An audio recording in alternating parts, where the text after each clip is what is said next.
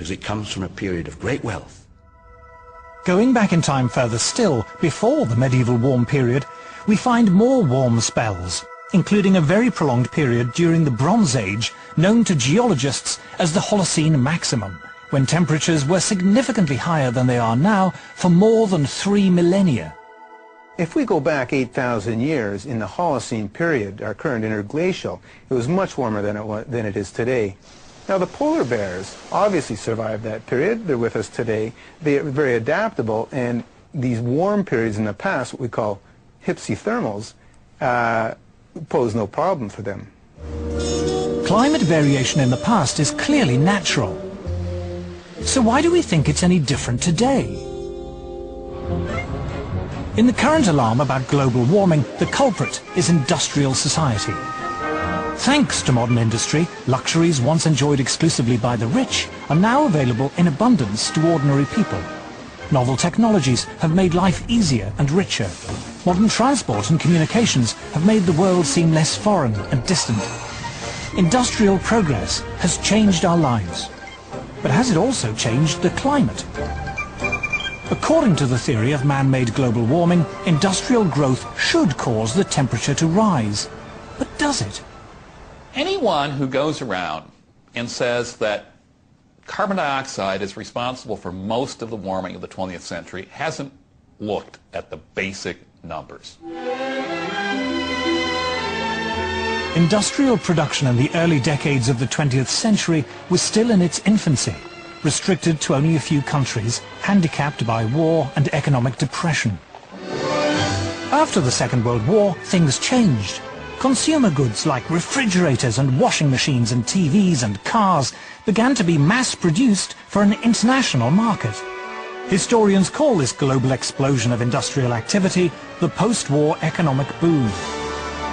So how does the industrial story compare with the temperature record? Since the mid-19th century, the Earth's temperature has risen by just over ½ degree Celsius. But this warming began long before cars and planes were even invented. What's more, most of the rise in temperature occurred before 1940, during a period when industrial production was relatively insignificant. After the Second World War, during the post-war economic boom, temperatures, in theory, should have shot up. But they didn't. They fell. Not for 1 or 2 years, but for 4 decades. In fact, paradoxically, it wasn't until the world economic recession in the 1970s that they stopped falling.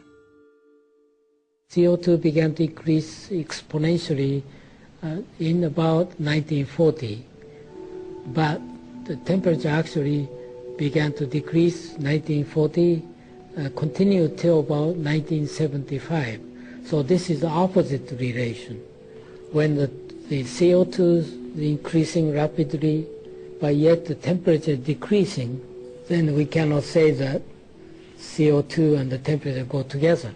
Temperature went up significantly up to 1940 when human production of CO2 was relatively low.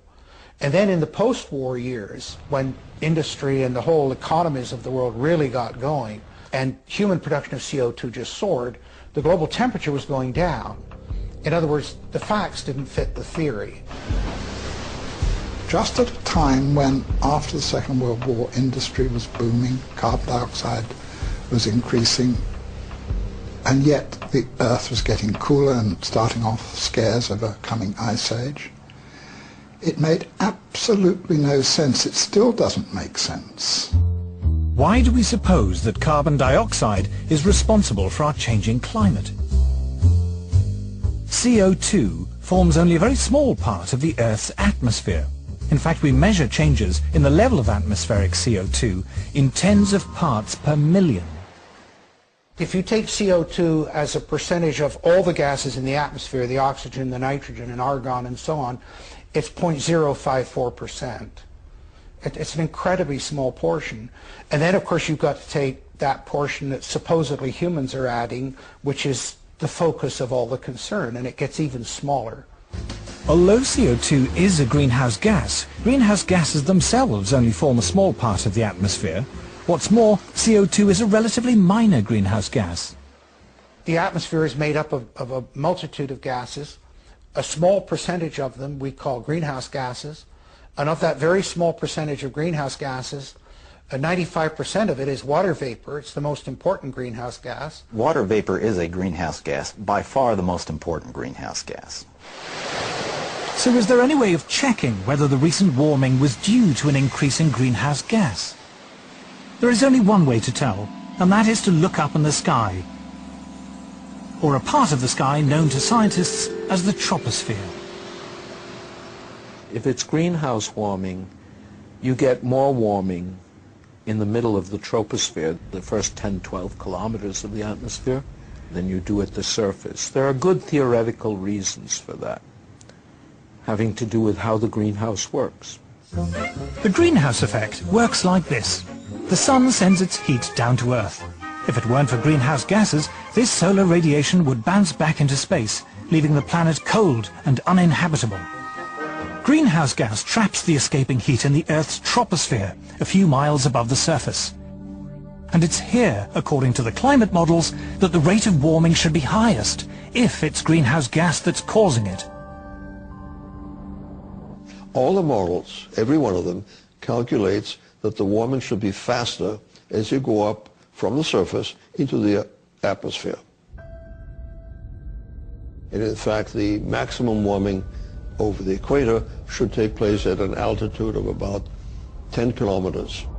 A scientist largely responsible for measuring the temperature in the Earth's atmosphere is Professor John Christie.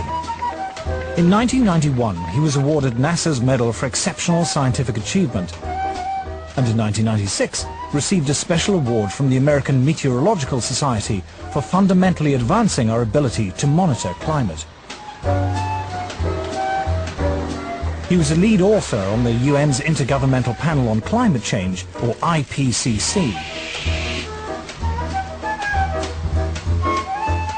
There are two ways to take the temperature in the Earth's atmosphere: satellites and weather balloons.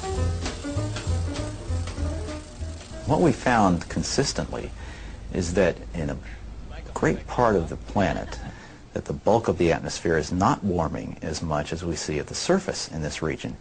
And that's a real head scratcher for us, because the theory is pretty straightforward, and the theory says that if the surface warms, the upper atmosphere should warm rapidly. The rise in temperature of that part of the atmosphere is not very dramatic at all, and really does not match the theory that climate models are expressing at this point.